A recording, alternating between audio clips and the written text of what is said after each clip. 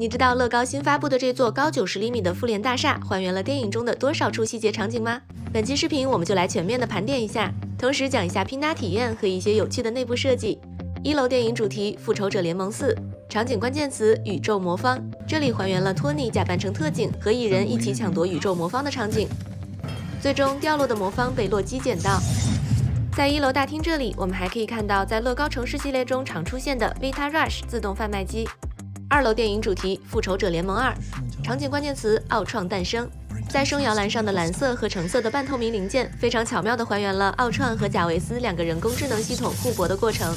另外，2楼中间层这里还还原了复联4电影当中2个美国队长打斗的场景，以及破碎的玻璃护栏小细节，还真是美国翘臀。3楼电影主题钢铁侠。场景关键词小辣椒和钢铁战衣，这一层还原的是托尼打造钢铁战甲的工作室，除了中间的马克6战甲和边上的小呆机器人，桌子上的初代反应炉，抽屉里还可以看到饼干和美元。在前面的透明液晶屏上显示了托尼给小辣椒的结婚周年纪念礼物，也就是这套马克49救援装甲。小辣椒曾在复联4中穿着登场，而屏幕上的3000对应的是 I love you 3000。旁边蓝色牌子上印了奥创头像，而上面印的数字对应的是奥创的首次登场的时间。来到拐角，透过外窗玻璃还可以看到托尼登上封面的这本滚石杂志。不过有玩家知道电梯顶部这里藏着的100美元是什么情况吗？4楼电影主题复仇者联盟1，场景关键词囚禁的洛基。乐高在这里是把发生在神盾局航母上的经典场景移植到了这座复联大厦中。隔着透明的玻璃罩，黑寡妇正在对洛基进行审讯。一旁地面上印着 Who is Iron Man 的报纸，对应的是钢铁侠1中的剧情。钢铁侠这个名字也正是来源于这篇报道。而右侧的电梯门上贴着禁止浩克乘坐的警告牌，也是因为浩克看到洛基就容易进入暴走状态。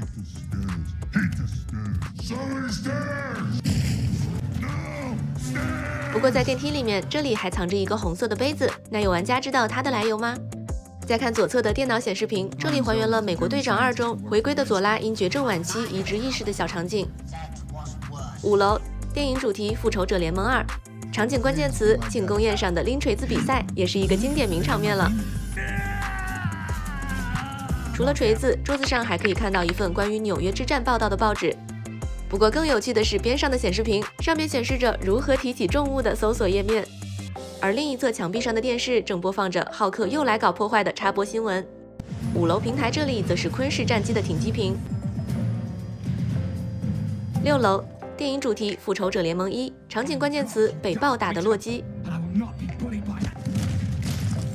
有趣的是，乐高在这里还使用了贴纸还原了被砸碎的地板。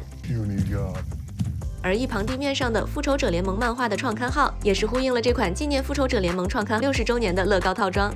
边上可以看到黄色的能量环，里面藏着的能量电池则是来自乐高世界中著名的欧克坦能源公司。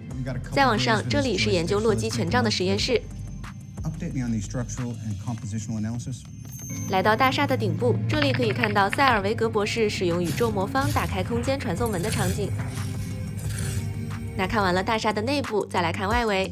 1楼门口的纽约之战纪念碑上面列出了所有当时在场的复仇者。另一侧的绿色垃圾桶里可以看到乐高好朋友系列中新湖城女孩最爱的 Gabble Bubble 泡泡糖。不过谁能找一下这个椅子底下粘着的泡泡糖是谁干的？是谁干的？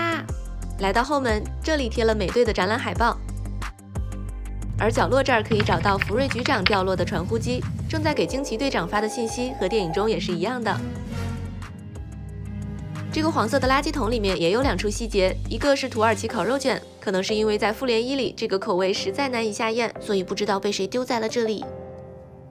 另外还有一个装了皮姆粒子的瓶子。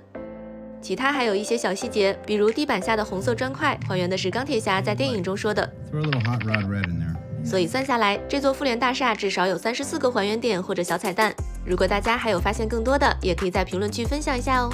在场景还原之外，作为乐高积木本身的可玩性，首先整个侧面墙体是可以整体打开的，包括楼顶的一些墙体也都可以打开，所以可以非常方便的去欣赏内部的细节。在建筑的四周，设计师也预留了一些十字轴孔等连接口，配合丰富的人载，可以还原一些围绕复联大厦的战斗名场面。乐高甚至还为洛基和2个奇塔瑞小兵设计了飞行载具。除了人仔以外，套装中还包括一头多处关节可动的利维坦巨兽，以及机翼可以折叠，座舱可以打开，里面可以平躺一个人仔，甚至两边还可以发射子弹的昆式战机。把平台这里的机舱门打开，可以让昆式战机从机库里面出来。这款复联大厦采用的是32×32的标准街景底板，总高度达到了90厘米。在底部左右两侧也预留了和其他建筑进行组合的摩擦销和销孔。整个拼搭过程用了10来个小时。在拼搭体验方面，虽然巨量的窗户以及第1层到第4层的建筑主体的设计方案基本是一样的，因此带来了一些比较枯燥的重复拼搭，但不断出现的场景还原和小彩蛋也是让整个拼搭过程充满了惊喜。在设计方面，乐高没有为这款作品设计机械联动，但在建筑的一些曲面搭建方案上，比如顶部这里采用软管配合砖块零件搭建出的建筑弧面外观，还是非常有意思的。这款套装的人仔数量达到了30个，其中14个双面表情人仔。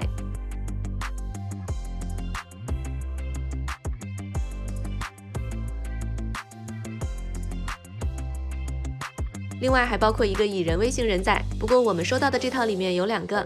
关于人仔数量，彩盒上的人仔清单是列了31个，不过其中小呆机器人是用零件拼出来的。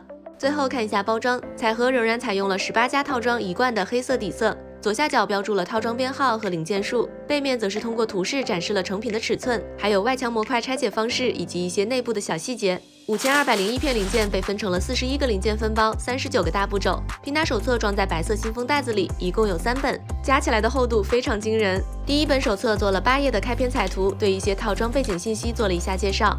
整个手册一共包括999步，不均5.2个零件。最后贴纸有这样的2小张，其中1张是透明贴纸。那本期视频就到这里，咱们下期见。